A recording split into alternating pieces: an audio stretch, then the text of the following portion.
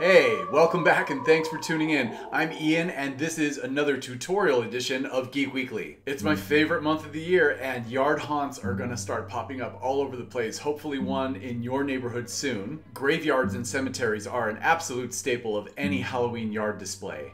But in the midst of all this decorating, who's thinking about the animals? Not to worry, guys and ghouls, I've got you covered because in this tutorial, I'm going to show you how to make cuddlingly creepy pet cemetery headstones. Before we get started, please take a moment to like this video and subscribe. There are more tutorials and my regular features on the way. Are you ready to get geeky and spooky? Most everything you'll need for this tutorial is right over here and I'm going to show you one by one.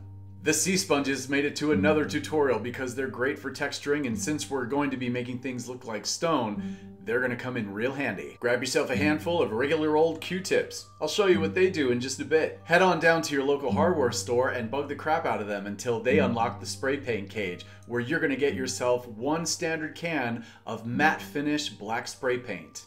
A glue gun and plenty of glue sticks are going to be some of your best friends for this tutorial. We're getting out the acrylic craft paints for this project. Super cheap, they're under $1 a bottle and they can be found at any art store. My color recommendations for this project are going to be the following. Definitely want a black and a white, and you'll want 3 shades each in a grayscale and an earth tone. What I mean by that is you'll want a light gray, a medium gray, a dark gray, a light sand, a medium brown, and a dark brown. You're going to need to hop on your broom or in your doom buggy to head to the thrift store for some of the items you'll need for this. And the good news is that most of them cost between about 99 cents and $5. What you'll be looking for at the thrift store are any variety of ceramic flower pots or vases, anything that looks like it would be a really great base for a pet tomb. Once you pick some out, turn them upside down and see how they look. Basically, grab anything that catches your eye which you think might be a great base for a pet headstone. I've used everything from the pots I just told you about to sculpted pillar candle holders. The next thing you're going to be looking for are animal figures. I would stick with anything that's made out of plastic, ceramic, or resin. I'm particularly fond of and recommend any of the variety of animal skeletons that have been so popular these last couple of years. I would stay away from anything made of wood or paper mache, as they might not last in the weather. The kind of figures I'm talking about are relatively cheap at thrift stores, and once you make them look like stone, they are worth it. These are all the items I picked to make my headstones for this tutorial. And if you're looking for any additional Gothic style decor for your pet cemetery, these sort of things painted to look like stone are terrific. Be sure to pre-dampen your sea sponges before we get started, and if any of the items you brought home have these little slider bumpers underneath, just very easily, very carefully razor blade them off. That way you have a smooth surface. I'm going to begin with the duck headstone simply by hot gluing the underside of it and fastening it to the pot.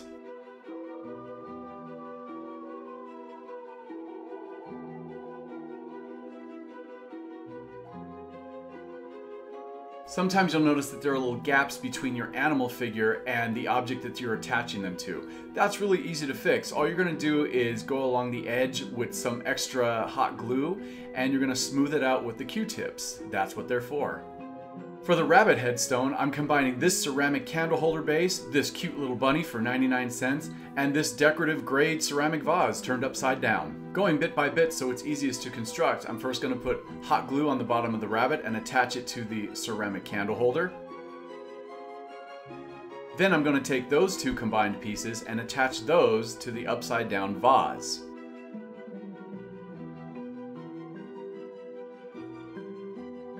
I found this square terracotta pot and it's perfect for a headstone base. It's got all these extra features molded in, like these edges and this ring in the middle, which is a perfect place to paint your pet's name. It does have a little bit of a dipped recess in the top of it, so I'll have to find something to fill in that space between the pot and the bottom of my animal figure. I cut out the intersection of a Tupperware lid and it turns out it was perfect to fill in that recess. Now it would provide a flat surface for the bottom of my animal figure. So first I'm going to glue down the Tupperware piece that I added in, and then I'm going to glue down my animal figure.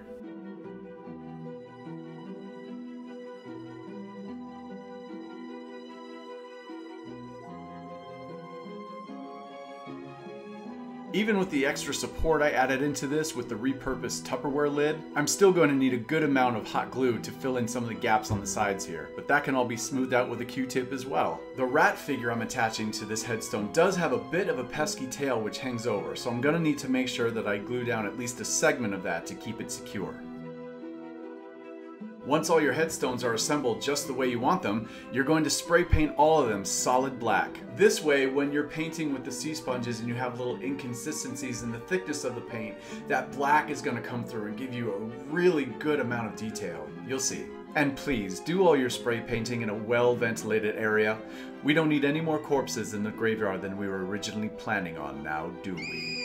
When you're trying to achieve an effect like the one we're going for here to make this look like stone, you're just layering. So you're going from light to medium to dark. I'm choosing grayscale for my rat headstone, and what I'm doing is I'm starting with my lightest shade of gray. You do not have to paint it solid. You can leave it uneven like this. And see how the black is coming through?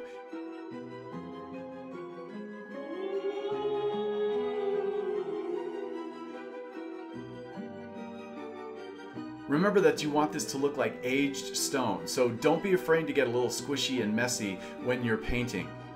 Occasionally you can squeeze out your sea sponge right over your headstone.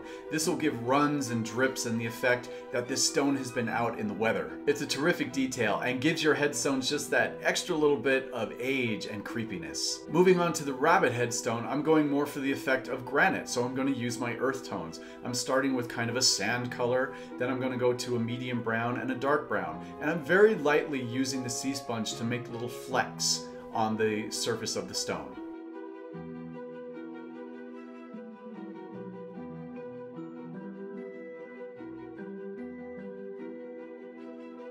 Really, when it comes to the sea sponge, you can experiment. It has so many nooks and crannies and different ways to apply the paint that just play around with it and see what effect that you get on your headstone. The reason I included black and white in the color palette for this project is because stone does naturally get little black and white marks over time. So use these colors very sparingly. As you can see here, I'm not using much to great effect. Another great way to use the sea sponge with the black and white colors, in addition to adding accents here and there, is to get some of these colors and add an occasional downward swipe.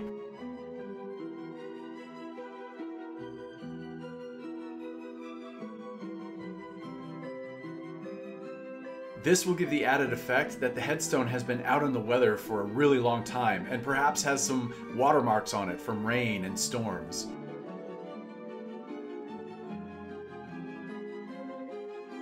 After you're finished texturing and painting the headstone to your liking, then comes one of the funnest parts, picking your pet's name and making the inscription on their tomb.